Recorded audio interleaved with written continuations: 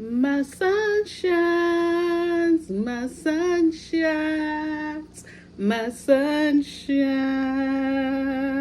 Hello, hello, hello, my beautiful sunshines. Welcome to Life of Sunshine on Wheels. Of course, it's your girl Shana, and I'm here with another video. I know you all are getting ready for Thanksgiving because Lord knows I am. We are getting ready for Thanksgiving. It's Wednesday, the day before Thanksgiving, and we are working hard around here. We're working hard and working early. So tomorrow, when the day comes, we can have dinner and it'll be over with quickly. So I want to tell you all, sunshines, I want to know what you are thankful for. I want to share something with you all. I guess we'll call this video a little story time. So a lot of people don't know, last year this time, November the 11th of 2023, I was actually admitted into the hospital. What happened was I was getting my IVIG treatment, and my nurse noticed that my heart rate was out of control. It was like 152 beats per minute. Yes, that's how bad it was. And also, I had a low-grade fever of 101. And so she said, Shana, we're going to have to stop this treatment, and I'm going to need you to go to the emergency room because something's not right. Now, prior to receiving the treatment, I have not been feeling good. And the one time that I did go, well, I went to the emergency room one time. I was never seen. I was sitting in the emergency room for 8 hours. Never saw a doctor. And then the next time I went to my primary care doctor, and the doctor, he just gave me an antibiotic. He did draw blood, but he gave me an antibiotic, and I went home. And during those times, I was having like body aches, you know what I'm saying, head banging, not feeling good at all. And so both of those times I went to the emergency room, didn't get seen, sat for 8 hours, and then I went to my primary care doctor. He drew blood and gave me antibiotics. So that next day, that's when my treatment started.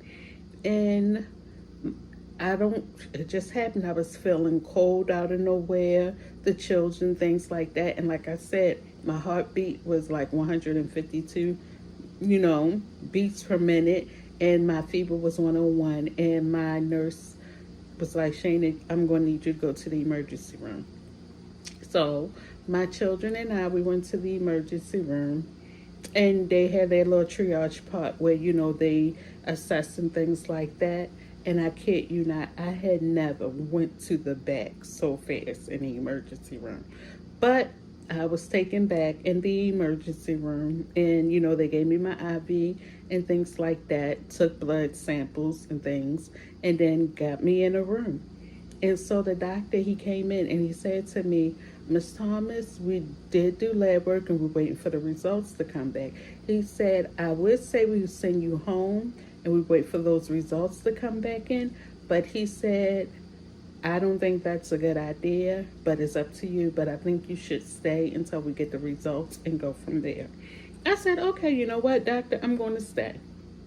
We're going to get the results from the. So that was on I think it was a Saturday night. And they did that and things like that, and we're still waiting, but they started me on fluids. Yes, they gave me IV with fluids and things like that. And then the doctor came back in like early morning. It was still dark out.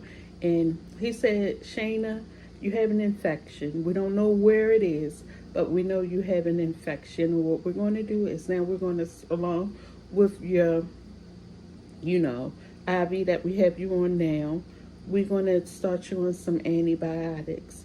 But we're not sure of the infection, but we're going to start you on some antibiotics to get it started. I said, okay, sure, no problem.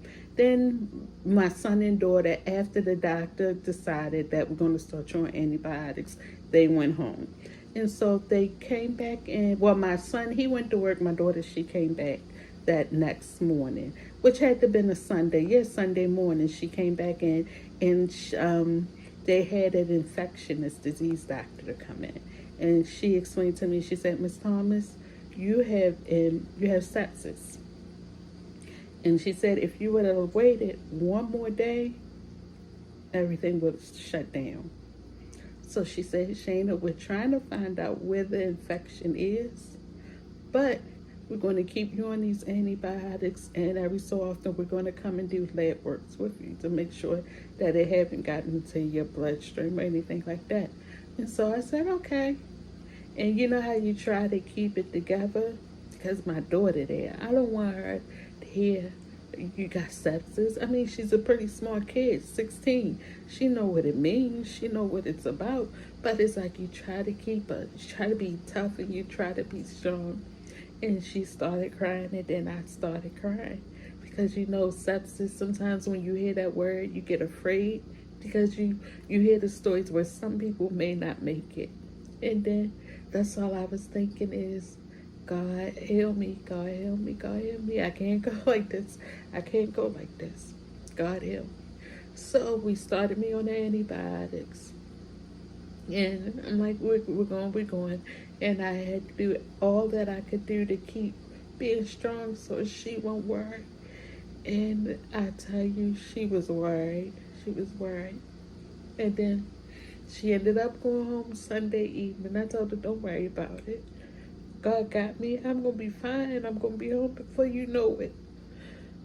And so I was actually in the hospital from November the 11th last year up until November the 16th. And I kept asking the doctor, I said, will I be able to go home? Because, you know, I got to do Thanksgiving dinner. I got Thanksgiving to do. And he said, Shana, you're actually doing good. We're going to keep you on these antibiotics while you're here with us. And then when you're able to go home, we're going to send you home with antibiotics. But we got to watch your heart rate because it keeps going up, keeps beating. And I said, okay, fine. But I told the doctor, I said, doctor, I'm going home. He said, all right then. So, mind you all, I had been on the emergency room, on the emergency floor for so long. Majority of my stay I spent on the emergency floor because they didn't have beds or anything like that. And so I want to say maybe 2 days before me leaving, I was brought upstairs and I finally got a bed. But every day, my daughter from school, she came. And when my son wasn't working, he came. They helped bathe me. And they are the ones that gave me the strength to keep on going, to keep on fighting. Mommy, did you drink water today? Oh yeah, I've been drinking water all day. Mommy, sound like you catching the cold. You need some hot tea. We're gonna bring you some hot tea up. I said, okay. So they really, really looked out for me, and I'm like, I gotta keep on going. I can't get tired, and I can't complain because I got them, you know, that I gotta live for. And so we finally was able to get me home. And I say to myself, I'm so thankful. I'm so thankful because it could have went another way. It could have went totally another way if I would have waited one more day. And I'm so thankful that I listened to my nurse and I went to the emergency room. I'm thankful for my children because they are the reason why I keep going. And I'm thankful for them being there for me and pushing me and not giving up. And especially my son, the little macho man. Well, he is a man now, but he didn't allow it to get the best of him. He kept saying, oh, man, you fine, you fine, you fine. Upbeat and positive about it. So I thank God for my children. I'm so thankful for them. And I just wanted to share that story with you. And I know you all may be wondering, well, what about your other family members? It's like, at this point, what's the use in, sharing? Because 9 times out of 10, other people got issues of their own I may not know about. But what's the use in me calling and saying, look, I'm in a hospital, I'm sick? I didn't feel the need to. But then when I came home, I'm not going to lie, I did downplay it when I called to let them know what was going on and how I had been in the hospital. Well, I didn't explain being in the hospital, but I did explain having sepsis and things like that. But I have to tell you all what ended up being the reason for the sepsis.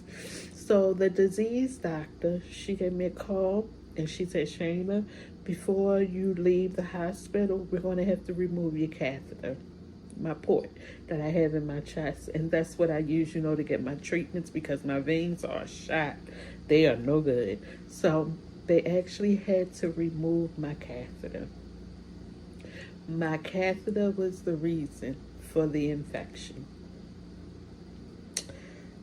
So, my sunshines, I am thankful. I'm truly thankful, especially because of last year. Truly thankful. I'm thankful for the hospital, University of Maryland, Upper Chesapeake, where I was at. I'm thankful for the doctors there. I'm thankful for my nurse who was telling me that I need to go. I'm thankful for my children who didn't leave my side and kept me going. And I'm thankful for the infectious disease doctor. And I'm thankful for the surgeon who removed my port and things like that. I'm just so thankful because it could have went a different way. It could have went a totally different way. So that's what I'm thankful for, my sunshines. I'm thankful that I'm not in a hospital room.